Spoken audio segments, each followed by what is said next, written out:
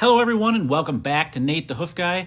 Today's video, well, it's pretty obvious why we've chosen this one to trim. There's something going on in this right front foot, so we're going to pick it up and get started. Now, this video, we're going to do something different than we typically do. We picked up a lot of new subscribers lately, so instead of talking too much about exactly what's going on with this particular one, we're going to answer a bunch of those frequently asked questions that we get from every single video.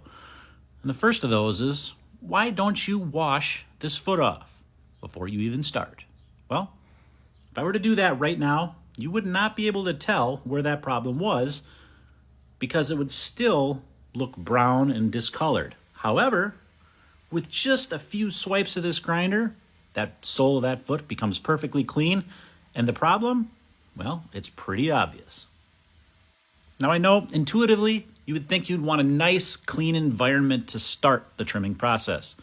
But in reality, you could never really get this foot perfectly clean because the problem is actually hidden up underneath this little mark you see in the sole right here. Underneath there is what needs to be cleaned out thoroughly, and we can't do that right now because there's hoof in the way. We need to remove that first, and then we can really do a good job at cleaning that area. The analogy I like to use is, if you had a pair of dirty gloves on, but you wanted to wash your hands, you would take those gloves off first and then wash your hands. Same situation here. We've got a layer of hoof over the problem. We need to take that away, and then we can thoroughly clean the issue that's underneath that. Now, another question I get is, of course, on this claw, or this cow, we've got a problem on this claw. But what if there was problems on both claws? Now, for those of you that have watched this channel for a long time, you probably know what's going to happen coming up here. We're going to trim this area away, and then we're going to put a rubber block on that other claw to take the weight off of this one, right?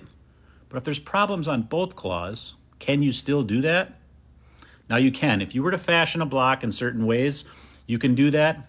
I do not choose to do that in most instances. And the reason is because blocks are used to isolate weight, to put weight in certain areas. And what I want to do, I don't want to isolate weight or put weight, a lot of weight in particular areas. What I want to do is distribute that weight evenly on a cow that's got problems on both claws, because I don't want too much weight on one particular claw.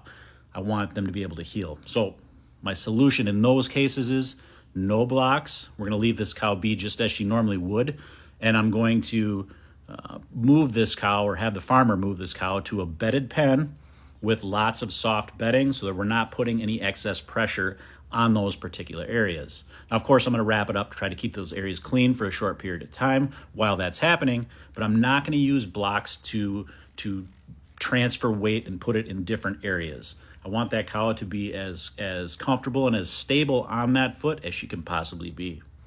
You can see here, there's a small stone in here.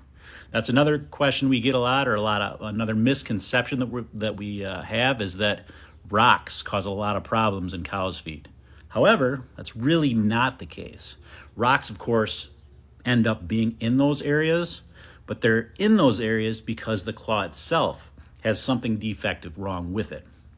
For instance, in this case, that rock was able to get in that cut in the bottom of that sole, and that is how that rock was actually there. The rock didn't cause that cut, but that rock was able to find its way in there because of that. Same thing with white lines. That white line defect is actually a crack in that white line of that foot, or where that outside wall meets that sole, and it's that area that rock is able to get into. Now, that's not to say that rocks can't cause problems, but generally that's not the case.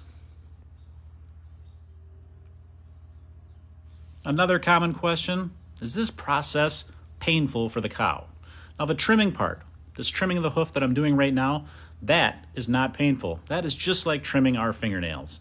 Now, that area of discomfort, that area in the middle there, that of course is uncomfortable. That's why she was holding this foot up. So there is discomfort in this claw, but the actual trimming part, if done carefully, is not uncomfortable. I'm sure it doesn't feel great, but like anything else, we need to remove that area to get this to heal. So we just need to do it in a way that's not going to touch anything sensitive in that claw. We're working around the edges. We're removing the hard horn material, which, like I said, is much like our fingernails. We stay away from those sensitive areas as best we can.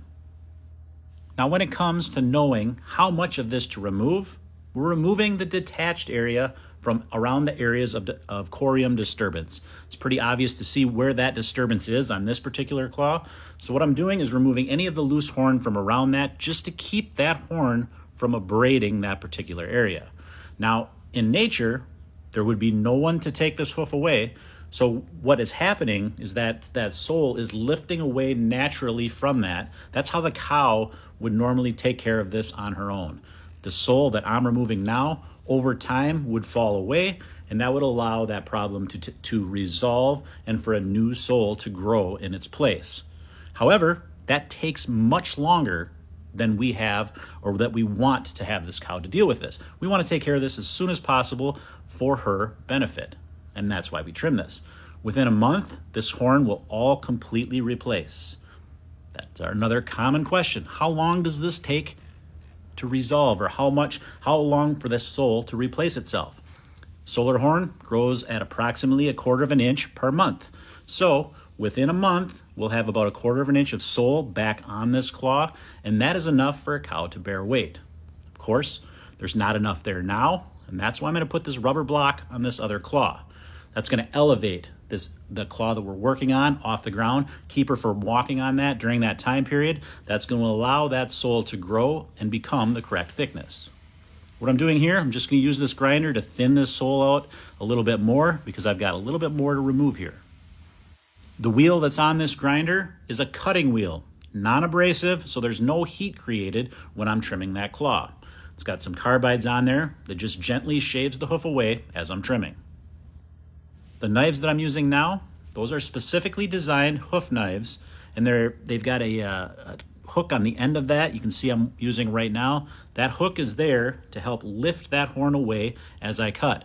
That allows me to make sure that I'm not cutting too deeply, and that helps me lift that horn away as I make that cut.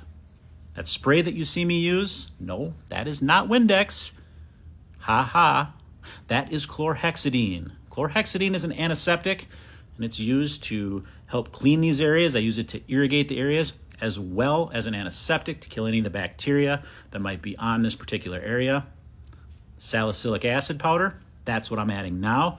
That serves several functions. Not only is it going to help kill some bacteria and exfoliate any of that dead material from that area, but it's also going to provide a little bit of pain relief as well. The wrap is just going to stay in place for a couple of days. It's going to hold that in place to allow it to do its job. Now she's done. Off to go, back to her pen. So I hope I answered a bunch of those questions that you probably have. If you're new here, I'm sure you've asked yourself those, and hopefully I did a good enough job explaining them. Until next time, guys, thanks for watching, and we will see you all on the next one.